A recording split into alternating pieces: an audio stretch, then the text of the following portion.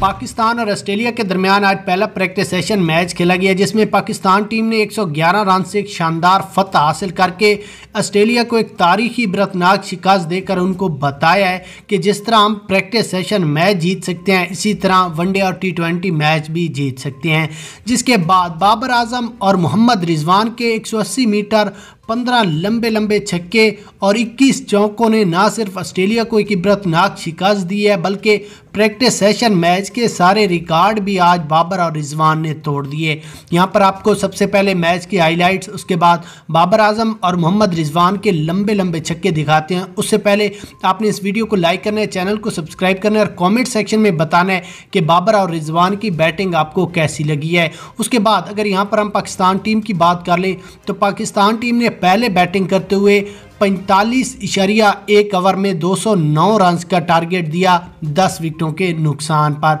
बाबर आजम की बात कर लें तो बाबर आजम ने 55 रन, जबकि मोहम्मद रिजवान ने 110 रन की शानदार इनिंग्स खेलकर न सिर्फ ऑस्ट्रेलिया को एक इबरतनाक शिकस्त दी है, बल्कि कई बड़े बड़े रिकॉर्ड भी तोड़े हैं। उसके बाद अगर ऑस्ट्रेलिया की बात करें तो उन्होंने 25.5 ओवरों में 157 रन बनाकर पूरी टीम पवेलियन की राह गई। अच्छा, बाबर आजम और रिजवान की बात कर लें तो उन्होंने एक ही ओवर में 5 लंबे लंबे छक्के और चौके लगाकर एक वर्ल्ड रिकॉर्ड अपने नाम किया है।